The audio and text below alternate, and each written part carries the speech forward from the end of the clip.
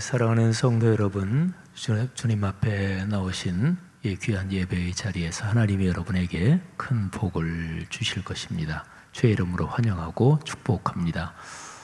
실시간 인터넷으로 또 각 가정에서 예배의 자리에 나오신 성도 여러분도 주의 이름으로 환영하고 축복합니다. 한번 좌우를 이렇게 둘러보시면서 우리 목례로 인사 나누겠습니다. 네, 잘 오셨습니다. 네, 축복합니다. 고맙습니다. 보이는 예배, 인터넷 예배 계속해서 병행하고 있습니다. 그리고 정부 방역 당국에서 지지난 주간 금요일부터, 그러니까 7월 10일 저녁 6시부터 정규 예배 외에 그 모든 소모임을 금지하는 행정 조치를 내렸죠. 근데 오늘 방역 당국에서 발표했는데 내일 모레부터 내일 모레에 그 조치가 해제가 됩니다. 사실은 총리가 발표한 정부 방역 당국 조치가 섣부른 데가 있고 지나친 데가 있어서 교계가 굉장히 많이 강하게 정부에 항의도 하고 그랬는데요. 어쨌든 2주간 지나서 내일 모레부터 해제가 돼서 교회 이런저런 소모임이 또 가능해졌습니다. 어쨌든 정부하고 한국 교회가 잘 소통할 수 있는 이번 일이 계기가 되기를 간절히 바랍니다. 우리 교회에서 전자 출입 명부 QR코드를 지지난 주일부터 실행을 하고 있습니다. 아마 2주일 조금 지나면서 또 교회 이렇게 오시는 분들 그냥 어렵지 않죠, 그죠? 익숙해지셨죠? 그건 앞으로도 계속해서 그 전자 출입 명부는 그렇게 실행을 하도록 하겠습니다. 선교지를 위해서 지속적으로 기도해 주시기를 바랍니다. 특별히 주보 6면에 우리 교회가 동역하는 각 선교지 정보, 또 기도 제목 볼 수 있는, 또 동영상 볼 수 있는 QR코드가 주보에 있습니다. 여러분 스마트폰 갖다 대시면 그 QR코드 여러분 스마트폰으로 들어와서 거기에서 정보 볼 수 있으니까 기도 부탁드립니다. 우리가 1년에 8월 초에 여름 성경 주일, 여름 성경 학교 이런 거 비슷하게 전교인 여름 성경 주일로 한 주를 지내는데요. 이번 8월 2일 첫 주일에 듣는 성경 시편을 노래하다, 이런 주제로 특별 예배를 구성했습니다. 그날은 3부 예배는 없고 1부, 2부 예배만 드리는데요.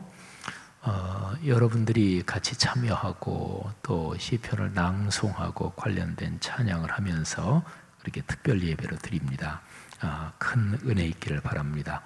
보시니 참 좋았더라 7, 8, 9호로 계속해서 에스라 느헤미야 이 책이 쭉 이어지고 있는데 특별히 코로나 때문에 여러 군데 다니시기가 좀 불편하신 이런 때 매일의 말씀 묵상이 여러분에게 큰 은혜가 되기를 바랍니다. 9교구 싱크 또 10교구 교육부서 사역을 축복합니다. 싱크에서 슬기로운 신앙생활 또 여러 가지 방법으로 우리 신앙생활 또 사역을 계속 이어가고 있는데 우리 청년부 목회자 또 장로님 비롯한 부감님들 또 간사 섬김이 귀한 임원들 축복합니다. 10교구에서 여름 성경학교를 올해는 비대면 방식으로 진행합니다. 유아 사무엘 또 다윗 공동체 그리고 또 요셉 부서 다 이렇게 진행하는데 또 상황에 따라서 적절한 방법으로 사역하시는 모든 분들께 감사드립니다. 계속해서 광고를 드리고 있어서 이제는 꽤 잘 정착이 되셨는데 예배 후에 나가실 때 에스컬레이터 2계단 이상 뛰어서 타주시고요.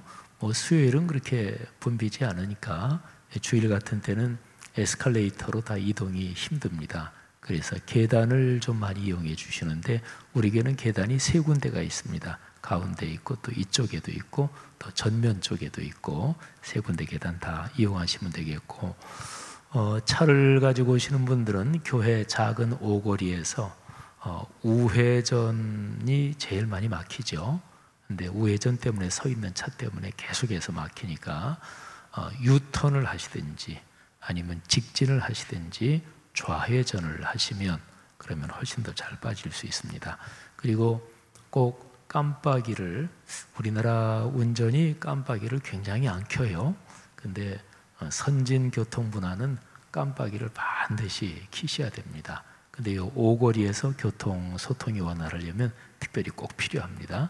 깜빡이 켜주시고, 또 꼬리 물고 그 오거리 서로 차들 움직이는 그 공간 안에 꼬리 물고 들어가지 마시고, 그렇게 하면 차량 부원들이 훨씬 더 안내하기 편합니다. 장마가 아직 덜 끝났고, 근데 비가 와서 그래도 아직 열대야 무더위는 아직 찾아오지 않았는데요. 비 오는 거 뭐 사람마다 틀리겠습니다만은 뭐 비나 눈이나 모두 다 주님의 섭리니까 좋지만, 오늘 비 오는 날 저녁 수요예배 참 감사한 날입니다. 자, 우리 함께 주님을 찬양하겠습니다. 주 안에 있는 나에게 370장, 그리고 주님의 마음을 본받는 자 455장. 우리 찬양 마음을 다해 부를 때 하나님의 성령께서 여러분에게 은혜를 주시고 여러분의 마음과 영에 큰 복을 주실 것입니다.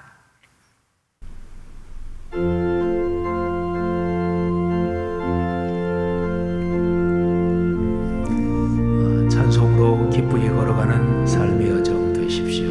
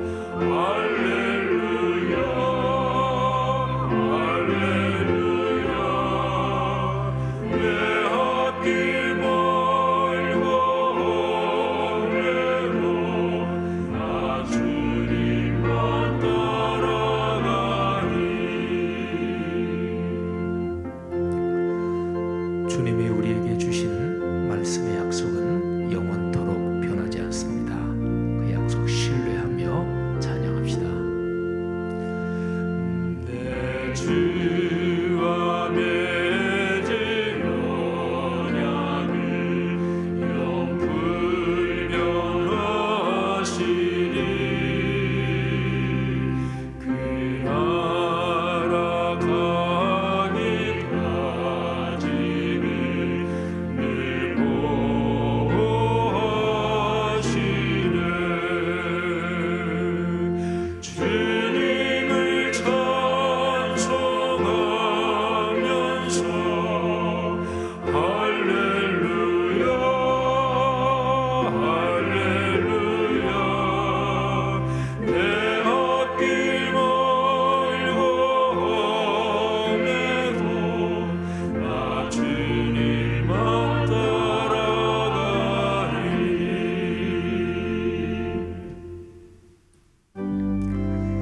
빌립보서 2장 5절에 너희 안에 이 마음을 품으라 곧 그리스도 예수의 마음이니 했습니다. 주의 마음 본받습니다. 찬양합니다. 주님의 마음을 본받는 자 길남의 평강이 찾아오매 험악한 세상을 이기리니 하늘로부터 임함이로다. 주님의 마음을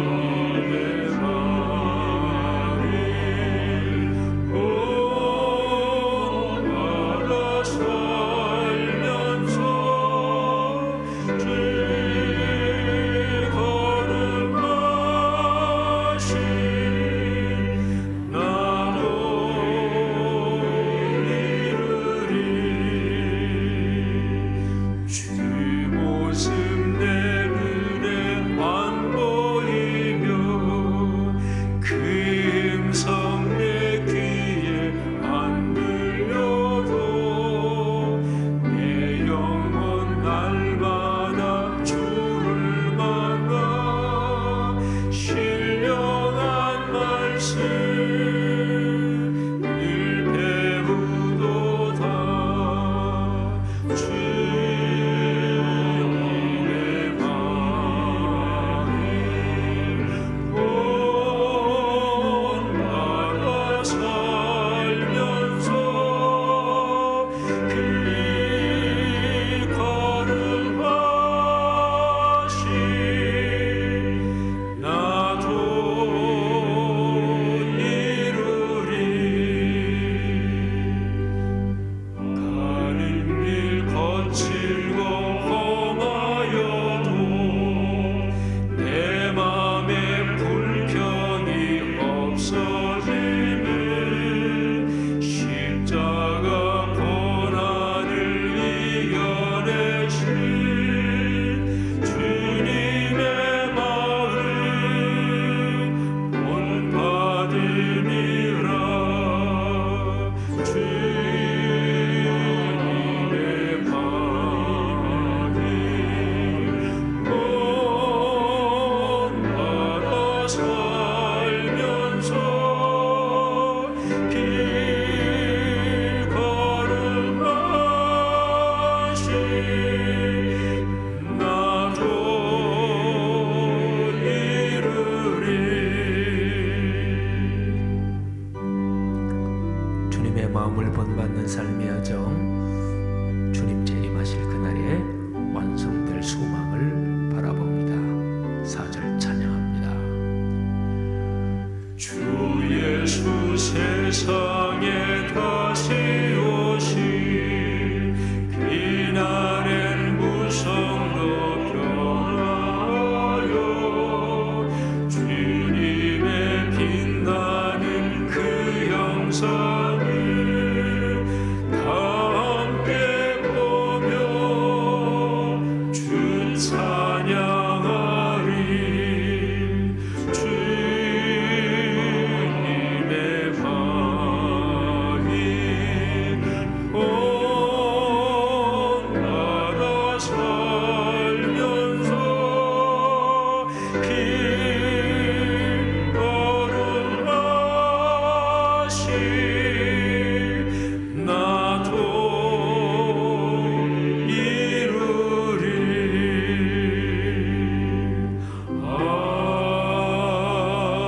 아멘. 우리의 마음을 모아서 하나님 아버지 앞에 공동의 기도 올립시다. 화면에 나오는 공동기도문 모두 함께 읽으며 기도하는데요. 오수미 권사님께서 기도 인도해 주시겠습니다. 세상의 만물을 창조하신 주님, 실록의 푸르름이 절정인 7월도 이제 하순입니다. 청포도가 익어가는 7월에 자신이 바라는 손님이 오기를 갈망한다는 시인 이육사의 시구처럼 우리 역시 주님과의 만남을 소원하며 이 자리에 나왔습니다. 이 예배에 임재하시고 주님께서 은혜의 옷깃으로 우리 모두를 덮어 주시옵소서. 자비가 풍성하신 주님, 전 세계가 코로나19로 큰 혼란에 처해 있습니다. 사랑하는 가족을 잃은 분들, 다니던 직장을 잃고 경제적으로 어려움을 겪고 있는 분들이 많습니다. 긍휼을 베풀어 주옵소서. 백신과 치료제가 속히 개발되어 이 재난이 종식되게 하옵소서. 코로나19로 많은 변화가 예상되는 이 시기에 한국교회 목회자들에게 지혜를 주시어 앞으로 진행될 여러 상황에 잘 대처하도록 이끌어 주옵소서. 특히 한국교회가 어려운 이웃의 아픔을 공감하면 우는 자들과 함께 울고 사회적 약자의 관심을 갖는 사랑의 공동체로 살게 하옵소서. 한국교회가 주님의 사랑을 세상에 흘러보내는 자비와 은혜의 통로가 되게 하옵소서. 주님의 얼굴을 구하며 주님의 보좌 앞으로 나아갑니다. 날씨가 무더워지는 만큼 주님을 향한 우리의 신앙도 더욱 뜨거워지게 하옵소서. 영적인 결로 현상이 우리 심령에 생기지 않도록 우리 영혼을 주의 말씀으로 타오르게 하옵소서. 주님께서 주시는 말씀을 기대합니다. 세워주신 목사님을 성령님의 능력으로 붙잡으셔서 우리 모두에게 하늘 아버지의 음성을 들려주옵소서. 감사합니다. 예수님의 이름으로 기도드립니다. 아멘. 우리가 올리는 공동의 기도, 예수님께서 가르쳐 주신 주기도문으로 마무리하며 완성합시다. 함께 주기도문 올립니다. 하늘에 계신 우리 아버지, 아버지의 이름을 거룩하게 하시며 아버지의 나라가 오게 하시며 아버지의 뜻이 하늘에서와 같이 땅에서도 이루어지게 하소서. 오늘 우리에게 일용할 양식을 주시고 우리가 우리에게 잘못한 사람을 용서하여 주는 것 같이 우리 죄를 용서하여 주시고 우리를 시험에 빠지지 않게 하시고 악에서 구하소서. 나라와 권능과 영광이 영원히 아버지의 것입니다. 아멘. 헤세드 중창단 하나님 아버지 앞에 찬양 올리겠습니다.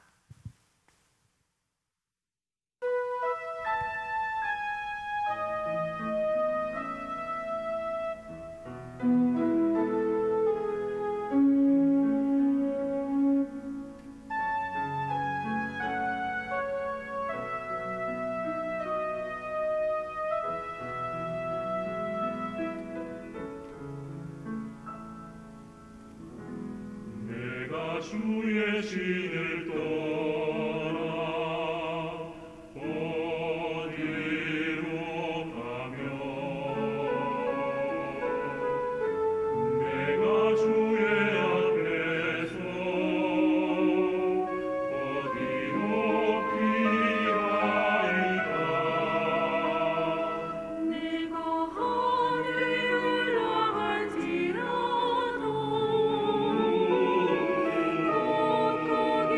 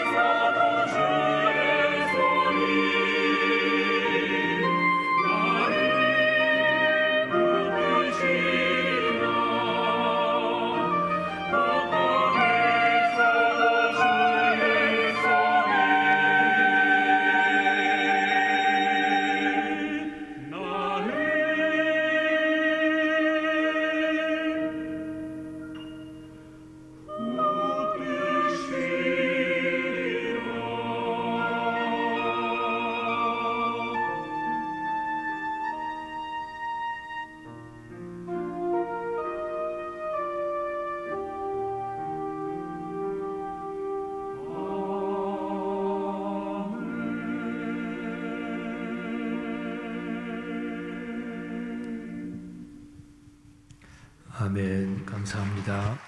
하나님께 영광이 됐고 또 은혜가 됐습니다. 축복합니다.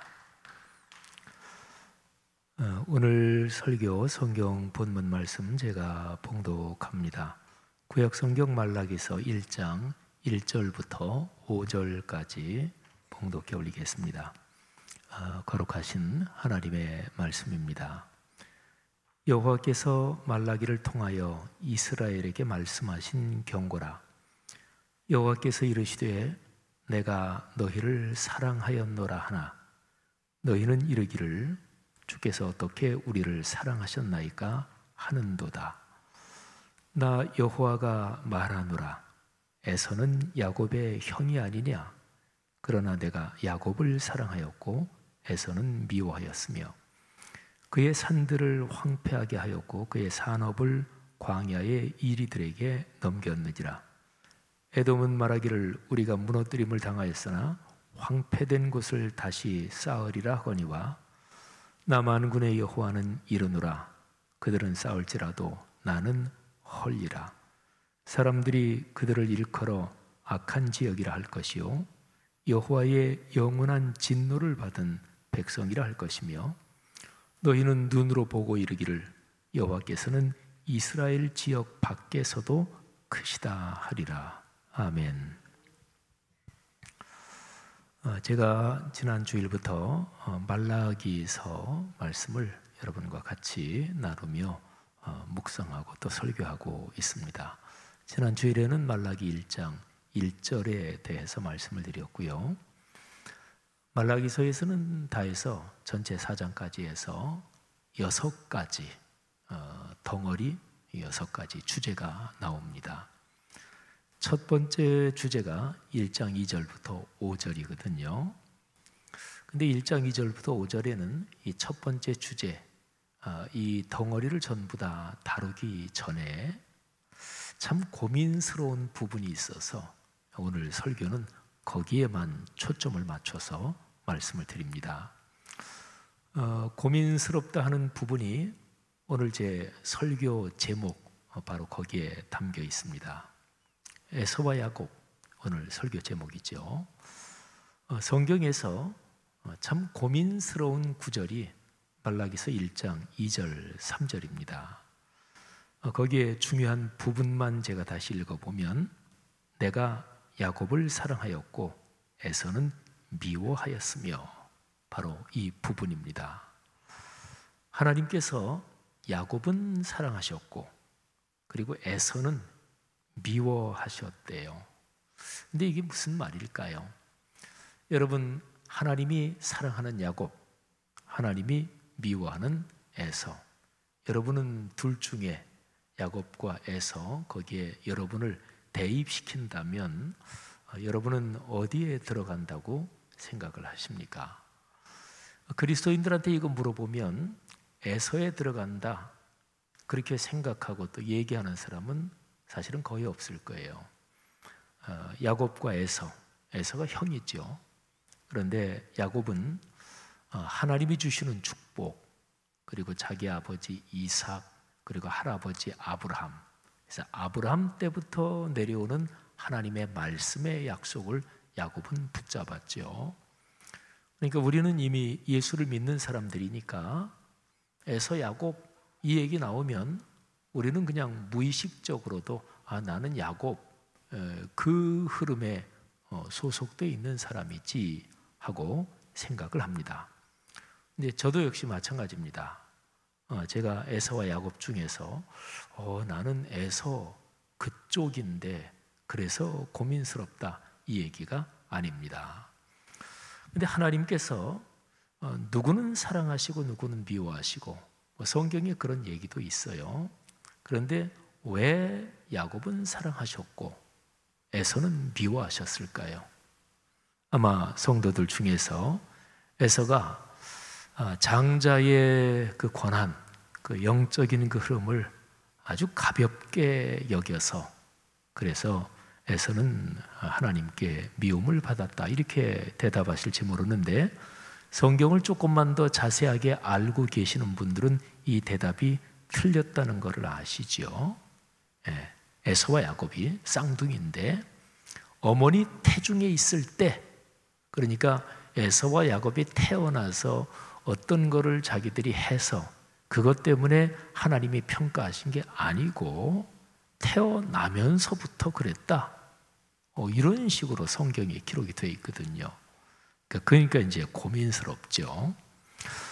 여러분, 이 말라기서 1장 2, 3절을 가장 간단하게 얘기하면 이렇게 답을 하면 됩니다. 하나님의 주권입니다. 또 신앙생활하면서 예정, 이런 단어 들어보셨죠? 하나님의 예정이다, 하나님의 주권이다. 사람이 생각할 때 불공평하지 않느냐, 이해가 안 간다, 그건 상관없다, 하나님의 주권이다, 이렇게 대답하면 가장 간단하게 끝나는데, 그런데 좀 더 이 구절을 들여다보고 묵상하면 여기에서 우리가 배우고 깨달아야 될 아주 중요한 메시지가 들어있습니다. 자, 볼까요? 에서와 야곱, 그러면 얼른 한 세대 위 이스마엘과 이삭, 이것도 구조가 같아요. 그죠? 이스마엘은 말하자면 본 부인이 아닌 부인의 그 여종에게서 난 아들이긴 하지만 어쨌든 다 아브라함의 씨, 아브라함의 아들들이죠. 그래서 그렇게 본다면 이스마엘이 형이에요. 이삭이 동생이고. 근데 하나님이 형 이스마엘은 치우시고 동생 이삭을 선택하십니다. 물론 이제 본부인에게서 난 그 아들이니까 약속의 아들. 그리고 그 다음 때로 내려와서 에서와 야곱도, 에서가 형이고 야곱이 동생인데 하나님이 형은 이렇게 치우고 동생을 선택하십니다. 그래서 그렇게 하나님의 영적 법통이 이어집니다. 제가 아는 어떤 목사님은 그 쌍둥이인데, 그런데 형 되는 목사님이 저한테 그렇게 얘기하시는 걸 제가 들었어요. 자기는 성경을 읽을 때 왜 하나님은 형을 미워하시나, 그리고 동생만 사랑하시고, 그리고 신약 성경 누가복음 15장에 보면 탕자의 비유가 나오죠. 근데 거기에서도 형은 집에서 부지런히 일했고 그랬는데 이 스토리의 결말을 보면 아버지의 유산을 미리 달라고 때를 써서 그 돈을 가지고 먼 나라에 가서 다 마음대로 즐기면서 쓰다가 먹을 거 없고 죽게 되니까 아버지의 집으로 돌아온 둘째를 아버지가 품에 안아 주셨고, 그리고 반지도 끼워 주셨고, 성경학자들은 그 반지가 가문을 잇는 계승의 표시로 보통 많이 해석을 해요. 그러면 거기서도 역시 마찬가지잖아요. 그래서 제가 아는 그 쌍둥이 중에서 형인 목사님이 자기는 학생 때 신앙생활을 쭉 하면서 이런 성경 구절 때문에 심각하게 고민을 하고 형 컴플렉스에 시달렸던 적이 있다, 이런 얘기를 하는 걸 제가 들었어요. 자, 어떻게 되는 것일까요? 그러면 성경 구절, 성경 내용을 살펴봐야 되겠죠. 그죠? 그러면 성경 내용에서 이삭, 이스마엘에서 이삭에 대한 얘기는 성경에 복받고 좋게 나오고, 이삭하면 얼른 우리의 머리에 떠오르죠. 이삭이 그해 농사를 지어서 100배를 얻었다, 얼른 떠오를 테고요. 그러면 이스마엘이 축복받는 얘기는 성경에 전혀 없느냐? 전혀 없으면 진짜 하나님이 이스마엘은 미워하셨다, 이렇게 될 수 있겠죠. 또 오늘 우리가 살펴보는 주제, 야곱이 복받은 얘기는 많고 에서는 전혀 없다.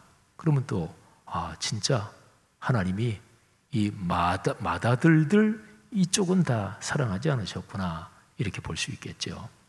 한번 성경 내용으로 들어가 보겠습니다. 언론에서 요즘 유행하는 걸로 말하면 팩트 체크에 들어가는 거예요. 아브라함이 세상을 떠날 때 아브라함의 두 아들 이삭, 이스마엘, 서로가 사실은 사이가 안 좋고 그런 거죠. 그런데 아브라함이 세상을 떠날 때 보면 이 사이가 안 좋았던 두 아들이 함께 모여서 아버지의 장례를 치릅니다. 그리고 나서 바로 뒤에 이어서 말하자면 영적인 법통 중심 줄기에서 옆으로 밀려난 이스마엘, 이쪽의 계보가 나옵니다. 그렇게 해서 아브라함 이야기가 끝나요. 그러니까 성경 창세기에 아브라함이 살아온 이야기가 쭉 나오는데 아브라함 이야기의 제일 마지막이 아브라함이 세상을 떠났다. 사이가 안 좋았던 두 아들이 함께 아버지의 장례를 지냈다. 그리고 이 중심 줄기에서 밀려난 맞이 이스마엘의 족보가 제일 마지막으로 나와요. 그래서 아브라함 이야기가 끝나요. 자, 요 구조가 이삭한테도 똑같이 창세기에서 반복됩니다. 자, 이삭이 죽어요. 에서 야곱 사이가 안 좋았잖아요. 근데 두 아들이 같이 아버지의 장례를 치릅니다. 그리고 나서 에서의 족보가 나와요. 그렇게 해서 이삭 이야기가 끝납니다. 아브라함 이야기 창세기 25장 7절 보면 아브라함의 형년이 175세라. 8절 그의 나이가 높고 늙어서 기운이 다하여 죽어 자기 열조에게로 돌아가매. 그 다음에 이제 9절 25장 9절이에요. 그의 아들들인 이삭과 이스마엘이 그를 마므레 앞 해쪽 속 수할의 아들 에브론의 밭에 있는 막벨라 굴에 장사하였으니. 자, 두 아들이 같이 아버지의 장례를 치릅니다. 자, 그러고 나서 족보가 나온다 그랬죠. 계보, 이스마엘의 계보, 이삭의 계보 말고 창세기 25장 12절부터 18절까지 말씀에 보면 이스마엘의 계보가 나옵니다. 근데 거기에서 참 아주 특징적인 그 점이 있습니다. 자, 이스마엘의 장자는 느바요시요. 그 다음은 게달, 앗부엘. 제가 한번 이스마엘의 아들들 읽어볼게요. 자, 마지부터 다시 읽습니다. 느바옅, 게달, 앗부엘, 밉삼, 미스바, 두마, 마사, 하닷, 데마, 여둘, 나비스, 게드마. 예, 보통 넌센스 퀴즈 할 때 이렇게 부르고 나서 허를 찌르면서 몇 사람이게요? 이렇게도 물어보죠. 혹시 세신 분 계십니까? 이스마엘의 아들들이 12입니다. 이삭의 아들이 몇인가요? 쌍둥이 아들 이삭과 에서 둘이죠. 그죠? 근데 이스마엘의 아들은 12입니다. 우리가 12 하면 구약 성경에서 12지파 이게 얼른 익숙하죠. 그죠? 그런데 영적인 법통이 이어지는 그 흐름에서는 야곱에게 가서 12아들이 나고 그래서 12지파가 돼요. 근데 영적인 법통에서 옆으로 밀려난 거기에서는 야곱 때보다 한 대 앞에서 그러니까 이스마엘에게서 12아들이 나고 그래서 여기 성경 말씀의 16절에 보면 이들은 이스마엘의 아들들이요 그 촌과 부락대로 된 이름이며 그 족속대로는 12 지도자들이었더라. 이렇게 기록이 됩니다. 그리고 이스마엘은 향년이 137세에 기운이 다하여 죽어 자기 백성에게로 돌아갔고 이렇게 기록이 됩니다. 이게 이제 반드시 그런 메시지를 담고 있다 이렇게는 얘기할 수 없지만 그런데 중심 줄기 거기보다 한 대 앞서서 이스마엘에게서 12아들 12 지도자들이 있다. 하나님이 이스마엘을 미워하셨을까요? 그런 건 아닙니다. 하나님이 이삭을 통해서 당신의 구원의 섭리가 이어지게 하시지만 그런데 이스마엘도 챙겨주십니다. 안 그랬으면 성경에 거기에 대한 기록이 왜 있겠어요? 자, 아브라함 얘기는 이렇게 끝납니다. 자, 아까 말씀드린 대로 이삭 이야기, 아브라함, 이삭, 야곱 이렇게 이어지죠. 근데 이삭 스토리, 이삭의 쭉 생애 이야기도 세상을 떠났다. 사이가 안 좋던 두 아들이 장례 지냈고 그 다음에 이제 에서의 족보가 나옵니다. 창세기 35장 맨 마지막 절이에요. 35장 29절이 마지막 절인데 다음과 같습니다.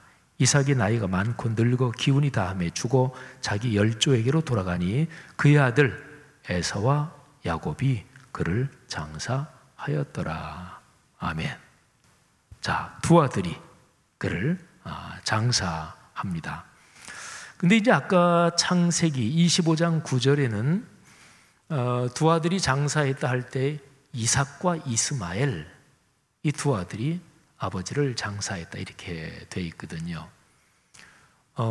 보통 어떤 이름을 적을 때 이름 순서는 중요합니다. 인류 역사 어느 시대나 어느 문화권에나 다 중요합니다. 이름의 순서 적는 게 아무렇게나 적지는 않습니다. 근데 이삭이 먼저 이름이 나와요. 이삭이 본 부인의 아들이고 그래서 또 먼저 나올 수 있겠는데, 근데 35장 맨 마지막 절 에서와 야곱이 나오는데 에서 이름이 먼저 나와요. 저는 가만히 묵상하면서 영적인 법통이 이어지는 야곱 이름이 먼저 나오지 않고 에서 이름이 먼저 나왔다. 에서와 야곱은 둘 다 이삭과 리브가 사이에서 난 아들인데 에서가 장자인데, 근데 어쨌든 그래서 이름이 먼저 나오나 대우를 꽤 해주는 거죠. 그리고 36장이 꽤 길어요. 근데 36장 전체가 몽땅 다 에서의 계보 그 후손에 대한 이야기입니다. 아까 이스마엘에 대한 그 계보하고는 비교가 안 될 정도로 36장 43절 꽤 긴 장이죠. 거기 전체에 에서에 대한 그 계보가 아주 자세하게 기록이 되어 있습니다. 에서에게는 부인이 셋이 있었어요. 아다, 오홀리바마, 바스맛. 그래서 부인 세대에서 아들이 6명이 태어납니다. 그리고 이제 특징적인 게 36장 6절, 7절 보면 에서하고 야곱이 서로가 다른 지역으로 갈라져서 산다 이 얘기를 하는데, 이유가 뭐냐? 그거는 둘 다 가축이 너무나 많고 둘 다 너무나 풍성해서 가솔들도 점점 늘어났겠죠. 그러니까 같은 지역에 살 수가 없다. 36장 6절 7절 보면 야곱뿐만 아니라 에서도 축복을 받았다. 그게 아주 명백합니다. 두 절을 한번 들어보세요. 에서가 자기 아내들과 자기 자녀들과 자기 집의 모든 사람과 자기의 가축과 자기의 모든 짐승과 자기가 가나안 땅에서 모은 모든 재물을 이끌고 그의 동생 야곱을 떠나 다른 곳으로 갔으니 두 사람의 소유가 풍부하여 함께 거주할 수 없음이로라. 그들이 거주하는 땅이 그들의 가축으로 말미암아 그들을 용납할 수 없었더라. 둘 다 축복을 받았죠. 자, 그리고 나서 쭉 이어지는데 에서 자손의 족장들 이름이 쭉 나옵니다. 족장들 이름이 크게 두 덩어리가 나와요. 15절부터 19절까지에 보면 에서의 그 6명의 아들이 있었다 그랬죠. 부인 셋, 아들이 6명. 근데 6명의 아들들에서 이어지는 족장들 14명이 나옵니다. 14족장들. 그리고 36장 마지막 쪽에 가면 거기에는 또 11명의 족장들 이름이 나옵니다. 자, 그리고 이제 아주 굉장히 특징적인 이야기가 31절 이하에 나오는데요. 한번 31절 말씀을 들어보세요. 이스라엘 자손을 다스리는 왕이 있기 전에 에돔 땅을 다스리던 왕들은 이러하니라. 여러분 무슨 얘기예요? 그러니까 야곱에게로 이어지는 아브라함, 이삭, 야곱, 그 다음이 요셉이고, 그리고 이제 애굽 땅으로 내려가고 출애굽해서 광야 40년, 그리고 가나안 땅에 들어가고 사사 시대, 그리고 나서 이제 왕정 시대가 되고 사울이 첫 번째 왕이고 두 번째 왕이 다윗, 솔로몬 이렇게 되는 거죠. 근데 이스라엘 자손을 다스리는 왕이 있기 전에 에돔 땅에는 이미 왕 제도가 있었습니다. 그 왕들이 이러하니라. 자, 그리고 나서 32절부터 쭉 내려오면 여기에 8명의 왕들의 이름이 구체적으로 나옵니다. 또 그 왕들이 통치하던 그 기간의 수도, 중심 도시, 중심 도시가 왕들에 따라서 이렇게 저렇게 계속 다른 걸 보면 완전히 중앙 집권적인 상당히 발달된 왕권 그런 거는 아직은 아니었던 것 같아요. 어쨌든 벨라, 오밥, 후삼, 하닷, 삼라, 사울, 사울은 이스라엘의 첫 번째 왕 사울하고 이름만 같아요. 바알, 하난, 하달 8명의 왕들 명단이 여기에 기록이 되어 있습니다. 여러분 이렇게 보면 하나님께서 이삭과 에서 이렇게 할 때 이삭은 영적 법통 이거를 잇는 중심축이고 에서는 하나님이 완전히 신경 끄고 너는 내가 신경도 안 쓴다 그랬을까요? 근데 그러지 않습니다. 여기에 참 36장에 굉장히 길게 또 중요하게 강조해서 기록이 되어 있습니다. 이스라엘보다 먼저 왕 제도가 있었고 또 굉장히 강성한 나라를 이루었습니다. 자, 그러면 다시 말라기서 1장 2절 3절에서 제가 아까 고민스럽다 이렇게 말씀드린 구절, 하나님이 말씀하시기를 내가 야곱은 사랑하였다, 내가 에서는 미워하였다. 이게 어떻게 되는 것일까요?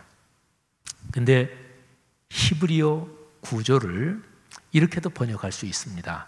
내가 야곱을 더 사랑했다. 그러니까 에서를 미워했다, 그러니까 사랑했다, 미워했다 이게 아니고 하나님께서 둘 다 사랑하셨지만 야곱을 더 사랑했다. 또 그것보다는 약간 덜 사랑했다 그럴까요? 이렇게 번역할 수 있습니다. 그래서 히브리어 구조를 보면 창세기 29장 30절 이하에 나오는 요 분위기하고 비슷해요.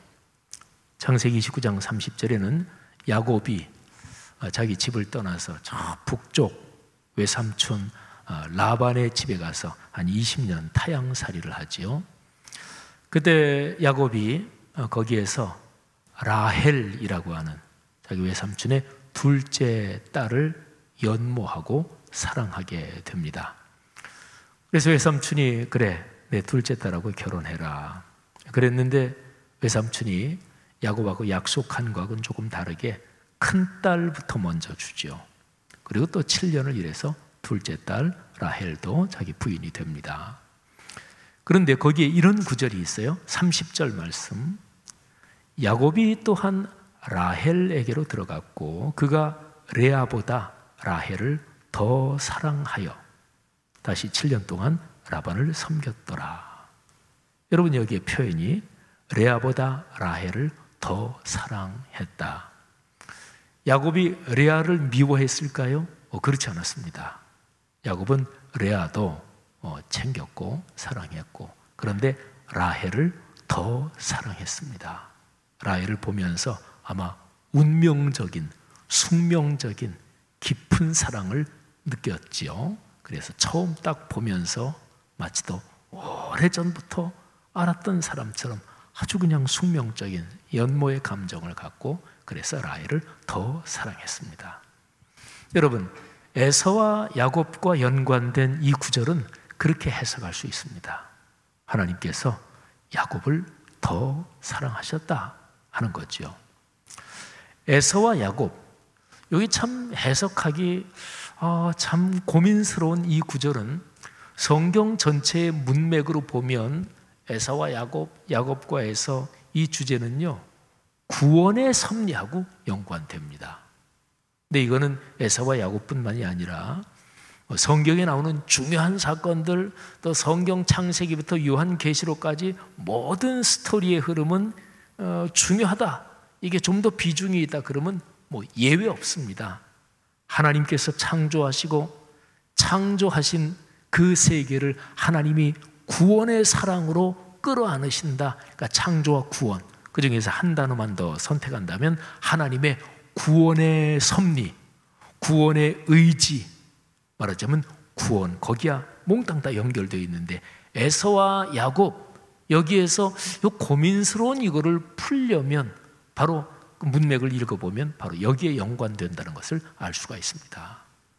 사람이 자기가 한 행동으로 잘못했으면 사람이 거기에 대해서 책임을 져야죠. 또 하나님께 벌도 받고 그런 거죠. 근데 내가 전혀 하지 않고서 벌을 받는다면 그게 공정할까요? 그건 불공평하잖아요. 그래서 기독교 역사에서는 태어나자마자 세상을 떠난 아이, 그 아이는 구원 받느냐 못 받느냐, 이런 논쟁도 이거는 신학적으로 꽤 중요한 주제입니다. 아이가 태어나서 얼마 안 있어서 죽었는데 그 아이가 무슨 죄를 지었겠어요? 근데 기독교의 전통적인 교리 중에 이런 교리가 있거든요. 인간은 완전 타락했다. 모든 인간은 예외 없이 완전히 타락해서 인간 스스로는 구원을 받을 수가 없어요. 구원의 길을 찾을 수가 없습니다. 그래서 하나님께서 그 아들 예수 그리스도를 보내주셔서, 그러면 완전 타락했는데 그럼 태어나서 바로 죽은 아이는 어떻게 되느냐? 이런 게 이제 신학적으로 굉장히 중요한 주제가 되는 거죠. 어쨌든 그런 거예요. 내가 뭐를 해서 잘못해서 벌을 받는다. 그러면 내가 잘못했으니까 전혀 나는 하지도 않았는데 그것 때문에 벌을 받는다. 그건 불공평한 거죠. 합리적이지 않은 거죠. 연좌제가 우리나라에서 폐지가 됐죠. 그것도 그렇게 돼야 맞는 거죠. 폐지가 돼야 맞는 거죠. 아버지 누가 잘못한 것 때문에 그 아들, 손자 계속해서 그 책임을 지고 그러면 안 되는 거죠. 그렇죠? 사람은 자기가 한 행동에 대해서, 또 자기가 살아온 삶에 대해서 자기가 책임을 지고 또 자기가 상을 받고 이래야 이게 맞는 거잖아요. 사람은 독립된 인격체이기 때문에 그렇습니다. 이거는 기독교 신앙이 인류 역사에 가르쳐주고 또 인류 역사를 이끌어준 아주 고귀한 핵심적인 선물이 바로 이거 몇 가지 중에 이겁니다. 사람은 개개인이 소중한 존재입니다. 사람은 결코 어떤 경우에도 도구가 될 수 없습니다. 사람은 하나님의 형상을 닮은 인격적인 존재로 창조가 됐거든요. 그래서 이제 에서와 야곱에서 하나님이 야곱은 사랑했고 에서는 미워했다, 이 구절이 이제 고민이 되는 거죠. 근데 제가 지금 말씀드린 대로 에서와 야곱의 주제는 구원의 섭리와 연관된 주제입니다. 지금부터 잘 들으세요. 제가 이게 설교를 준비하면서도 이게 잘 전달이 될까 제가 고민했는데 이 부분을 잘 들으세요. 에서와 야곱, 이 주제는요, 구원에 연관된 주제입니다. 심판에 연관된 주제가 아닙니다. 그러니까 하나님은 구원의 사랑으로 모든 사람을 구원하시기를 원하신다. 구원의 사랑. 구원은 근본적으로 하나님의 사랑으로 진행되는 거잖아요. 그러니까 구원, 사랑 두 단어를 합쳐가지고 구원의 사랑 이렇게 해본다면 에서와 야곱 주제는 구원의 사랑, 요거하고 연관된 거예요. 근데 구원의 사랑하고 반대되는 표현을 해보면 심판의 미움, 구원과 반대되는 게 심판, 사랑과 반대되는 게 미움, 이렇게 본다면 구원의 사랑 말고 심판의 미움, 에서와 야곱 주제는 심판의 미움, 여기에 연관된 주제가 아니에요. 자, 그러면 하나님께서 야곱은 사랑했다, 에서는 미워했다, 이게 50% 이렇게 되는 것일까요? 만일에 50대 50 이렇게 된다면 구원, 야곱을 사랑했다, 심판, 에서는 미워했다, 그럼 50대 50이잖아요. 근데 이 구절은 그런 게 아닙니다. 하나님이 말라기서의 이 구절을 통해서, 제가 돌아오는 주일에 신약에서 말라기서를 인용한 로마서 9장을 제가 말씀드릴 텐데, 근데 말라기서에서나 로마서에서나 야곱을 사랑했다, 에서를 미워했다, 히브리어 구조를 보면 사랑하고 미워하고 이게 아니라 더 사랑했다, 사랑했다 이렇게 번역할 수 있다고 그랬죠. 근데 말라기서나 로마서나 에서와 야곱 이 얘기 나오면 중요한 주제가 뭐냐면 하나님이 사랑하신다, 하나님은 야곱을 더 사랑하신다, 바로 이 메시지가 이 얘기의 중심 주제라는 거죠. 그러니까 야곱을 더 사랑했다, 이제 이렇게 표현해 보십시다. 야곱을 더 사랑했다, 이 말이 에서에 대한 심판을 결정하는 결정문이 아닙니다. 그러니까 하나님은 야곱을 더 사랑했다. 그럼 그 다음 말을 안 해도 에서는 심판받았구나. 그 얘기가 아닙니다. 야곱을 더 사랑했다. 요거는 구원의 섭리, 구원의 사랑인데요. 근데 중요한 게 여기에 한 가지가 꼭 붙습니다. 요거는 숙제입니다. 그러니까 하나님이 내가 야곱을 더 사랑했다. 내가 너를 구원한다.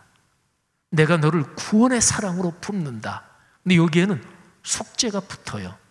그 숙제가 창세기 12장 3절.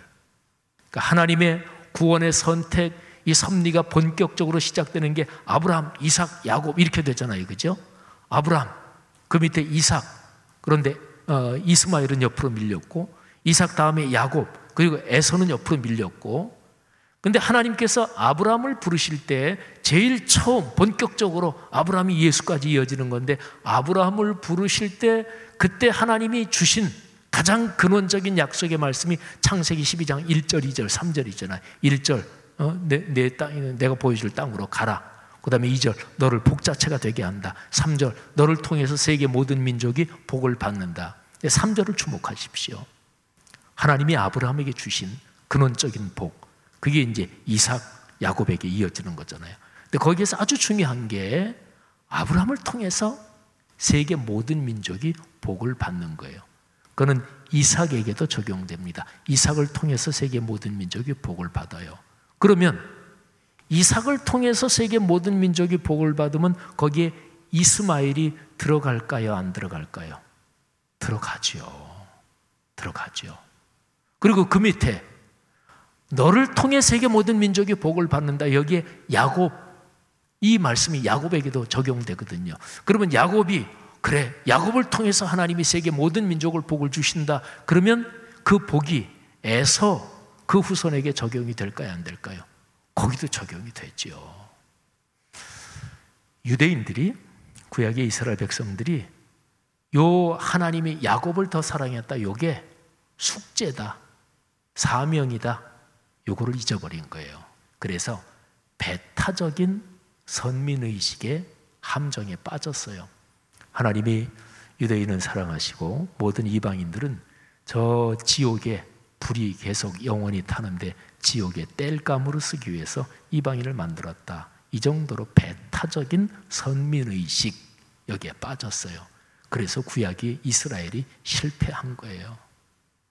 구약의 12지파로 구성된 이스라엘이 실패한 그 사명을 예수 그리스도께서 오셔서 너희들이 오해해도 한참 오해했다, 그런 게 아니다. 그래서 다시금 가르쳐 주시고 예수님이 선택하신 12제자를 통해서 구성된 교회 공동체가 그 바통을 이어받은 거예요. 그러니까 교회 공동체는 자신이 복 자체가 돼서 교회를 통해서 온 세상이 삼일체 하나님의 구원의 섭리, 그 복을 받아야 되는 거죠. 여러분, 한번 우리 구체적인 우리의 생활에 이렇게 적용해 볼 수 있어요.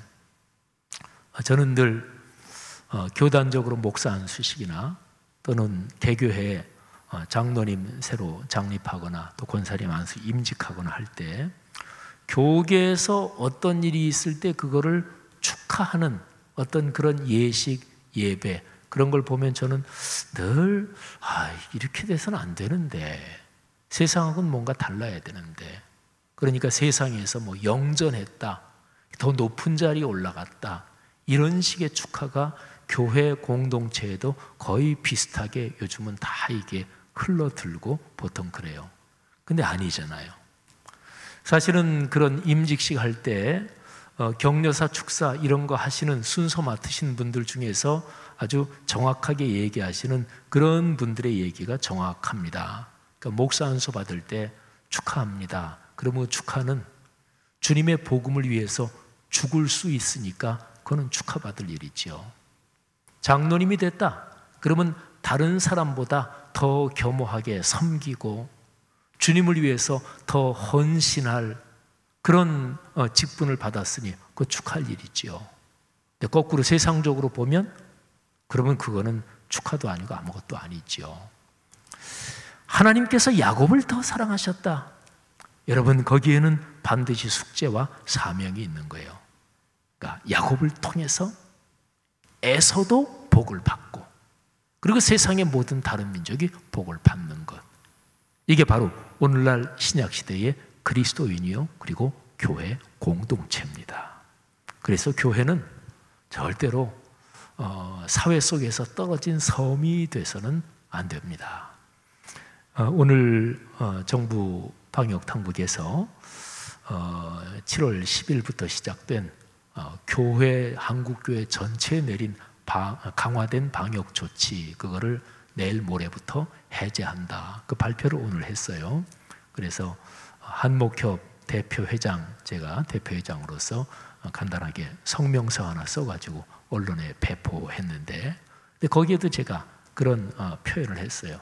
교회는 사회 속의 섬이 아니고 사회가 성숙하고 발전하는데 헌신하고 모든 노력을 다하는 사회 구성원의 하나다, 이런 표현을 제가 썼어요.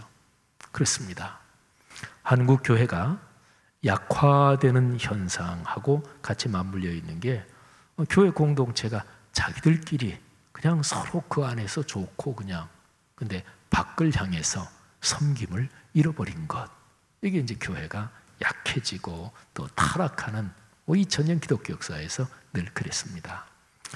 사랑하신 여러분, 에서와 야곱, 여러분은 그 둘 중에 어디에 소속되십니까? 제가 설교 초반에 예수 믿는 사람들 다 야곱에 소속된다고 생각을 하잖아요. 그런데 먼저 예수 믿고 은혜를 체험한 사람은 야곱에 소속되는 거죠. 그런데 아직까지 예수를 믿지 않는 사람은 에서에 소속되는데 우리가 그분들도 구원해야 되는 거죠. 그리고 신앙생활을 하고 계시는 분들 중에서 신앙이 약해지고 믿음 생활이 게을러지는 사람은 에서 쪽에 있다가 야곱 쪽에 있다가 에서 쪽에, 그렇다고도 볼 수가 있죠. 그러면 여전히 야곱의 축복을 붙잡고 살아가는 우리들이 그분들을 돌봐야 되는 거죠. 교회 모든 직분자, 목회자도 다 마찬가지예요. 신앙생활의 기본은 주일 성수, 또 수요 예배, 그리고 매일의 말씀 묵상을 통해 주님을 닮아가는 것입니다. 그러면 모든 직분자들은 어떤 분이 예배 못 나오신다 그러면 그분에게 야곱의 축복을 나눠줘야 되는 거예요. 근데 내 구역 식구, 또 내 같은 기관 부서에서 신앙생활하는 사람이 예배 나오지 않고, 그런데도 전혀 알지도 못하고 신경도 안 쓴다, 그러면 그 사람은 야곱의 축복된 직분을 이미 잃어버리고 있는 거예요. 구약에서 하나님이 주신 사명에 실패한 이스라엘의 전철을 밟고 있는 거지요. 그래서 교회 공동체는 서로 돌아보아야 하는 공동체죠. 성도 여러분들이요, 코로나19 때문에 교회가 자유롭게 모이거나 이러지 못하고, 또 뛰어서 앉고, 또 마스크도 착용하고, 또 열 체크하고 뭐 등등 이런 여러 상황 때문에 교회 성도들의 모임 또는 예배 이런 게 많이 약화돼서 뭐 전반적으로 그럴 수밖에 없죠.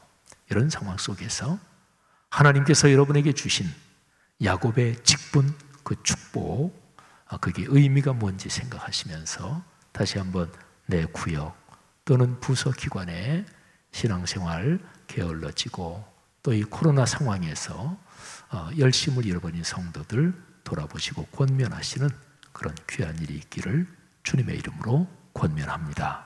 그래서 함께 다시 한번 주님 앞에 모이고, 또 주님께 영광 돌리는 그런 야곱의 축복 누려갈 수 있기를 주님의 이름으로 축복합니다. 자, 우리 찬송을 마지막 결단하면서 하나 부르는데요, 제가 오늘 설교를 생각하면서 143장 찬송을 골랐습니다. 이거는 십자가의 사랑, 그거를 우리가 고백하는 찬양이에요. 웬 말인가 날 위하여 주 돌아가셨나. 구약의 문맥에서는 하나님이 아브라함을 선택하시고 이삭, 야곱을 선택하시고, 근데 선택하신 구원의 사랑, 선택의 사랑이 과제, 사명하고 연관된다 그랬죠. 이게 이제 예수 그리스도와 연관되면 십자가 십자가에서 하나님께서 여러분과 저 우리를 선택하신 거예요. 하나님께서 당신의 아들을 십자가에서 죽게 하시면서까지 여러분을 섭리적인 사랑, 구원의 사랑으로 선택하신 거예요. 그러면 여기에도 사명이 붙는 거지요. 하나님, 제가 주님께서 구원해 주신 그 사랑, 이거를 다 어떻게든 갚을 길이 없어 내 몸과 내 인생을 주님 앞에 드립니다. 이 사명, 이 숙제 잘 감당하게 하옵소서. 구원해 주신 것, 섭리적인 선택의 사랑 진심으로 감사합니다. 고백하며 143장 찬양하십시다.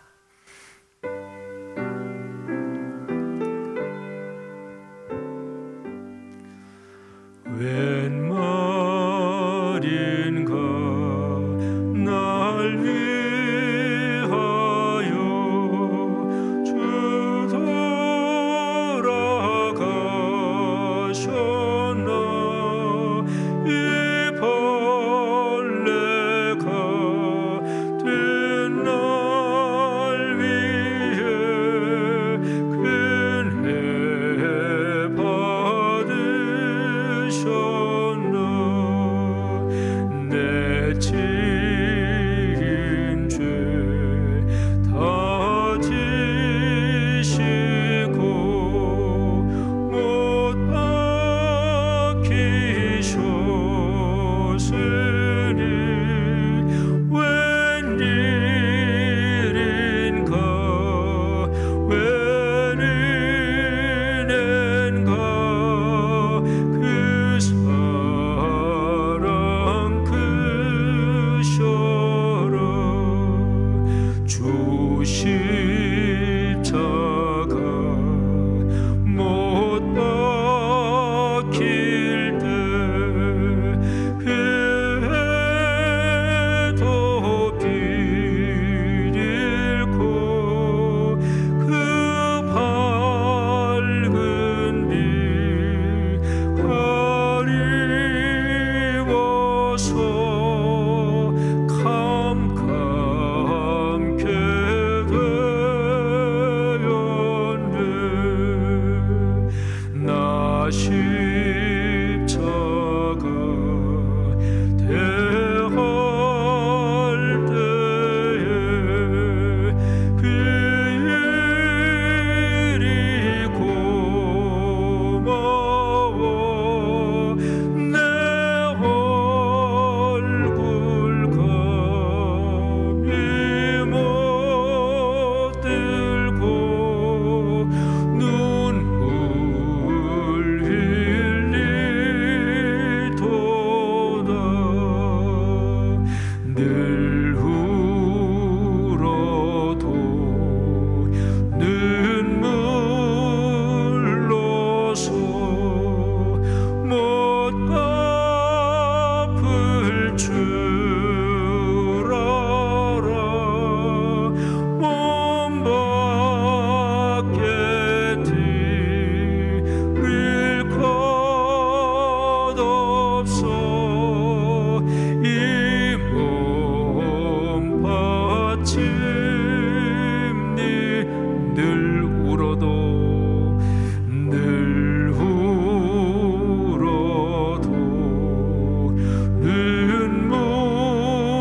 눈물로서 못 갚을 줄 알아. 몸 밖에 드릴 것 없어.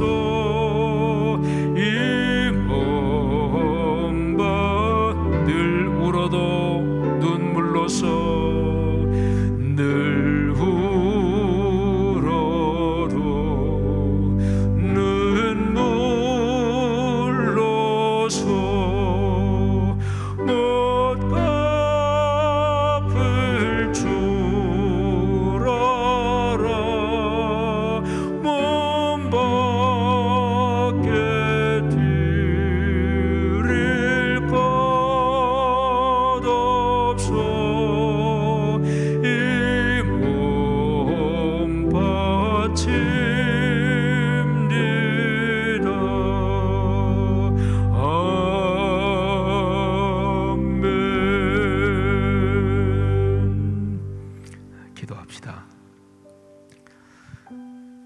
하나님께서 여러분과 저를 이삭과 이스마엘 중에서 이삭을 선택하신 것처럼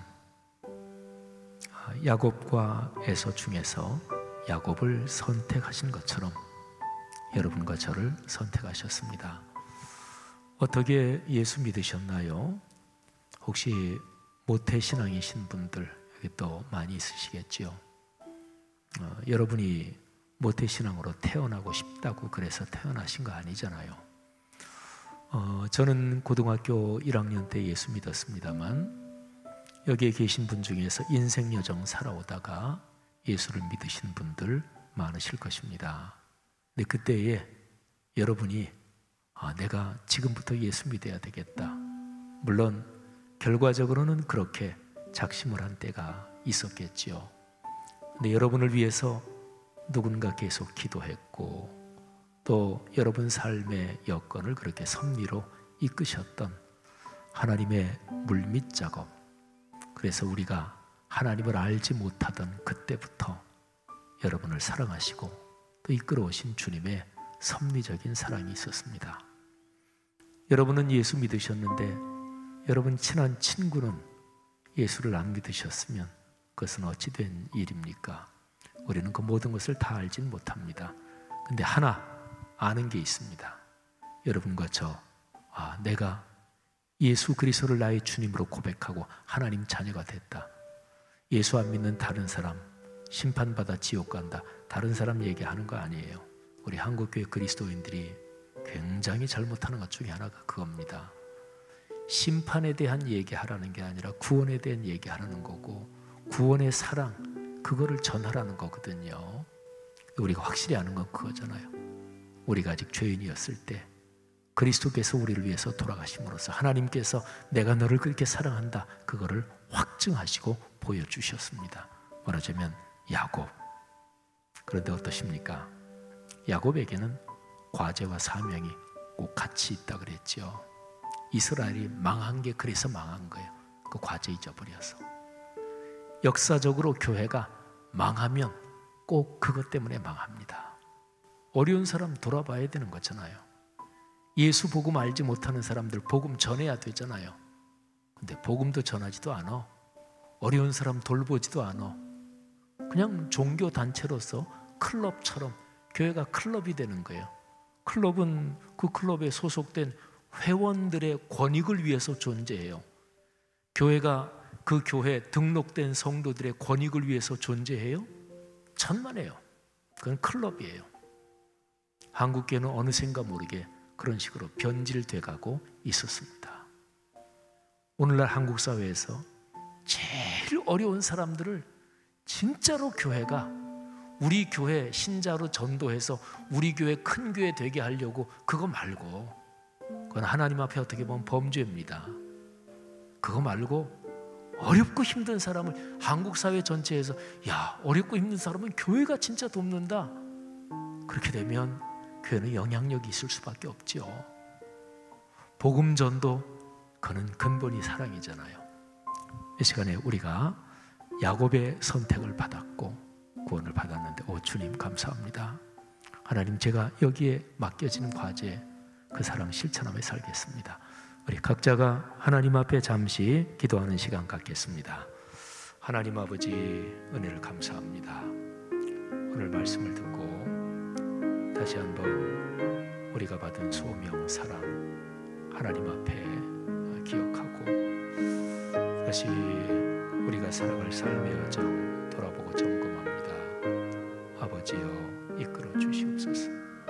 하나님 아버지, 내가 걸어가는 삶의 여정에 하나님, 제가 목사로 살아가는 것 하나님이 주신 큰 복이요 또 사명인데, 목사 이전에 그리스도인으로서 신앙의 본질적인 자세 다시 한번 생각하며 그렇게 삶의 여정 걷도록 아버지께서 축복하여 주옵소서. 하나님 아버지, 오늘 이 시간 하나님의 말씀을 듣고 결단하고 기도하는 하나님의 사람들 한 사람 한 사람 안수해 주옵소서. 축복해 주옵소서. 하나님이 야곱에게 주신 구원의 사랑, 섭리적인 사랑 우리에게 부어주셨는데 하나님 그 사랑에 담긴 그 과제 또 그 사명 넉넉하게 감당하며 살도록 귀한 분들 축복하여 주시옵소서. 감사합니다. 고백하고 결단하는 성도들 한 사람 한 사람에게 지금 주님께서 그 인생에 안수하시고 하나님 그 머리에 안수하셔서 영육간에 필요한 모든 것으로 채워 주옵소서. 감사합니다. 할렐루야. 하나님 아버지 은혜 감사합니다. 에서와 야곱이라는 성경에 참 깊은 뜻을 담고 있는 이 주제를 오늘 우리가 말씀을 묵상하며 다시 가르침을 받았습니다.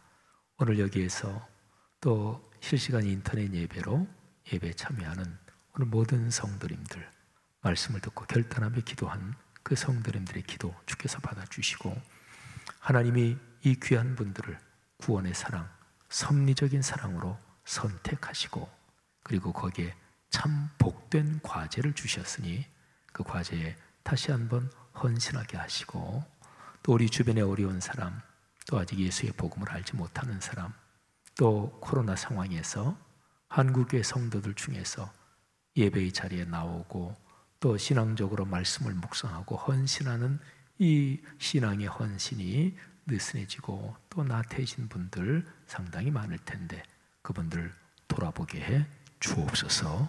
감사합니다. 돌아가는 발걸음 축복하시고 주일에 다시 예배의 자리에 나올 때까지도 하나님이 이 귀한 분들을 감염해서 지켜주시고 악한 자 만나지 않게 하시고 하나님의 거룩하신 사랑으로 필요한 모든 것 채워 주시옵소서. 성도들의 자녀 양육 또 결혼, 출산 또는 사업과 직장 모든 일에 주의 선하시는 종이 함께해 주옵소서. 예수 그리스도의 은혜와 하늘아버지의 사랑하심과 늘 함께하시는 성령의 동행하심이 하늘 백성 머리머리 위에 지금부터 영원히 같이 계시기를 축원하옵나이다. 아멘.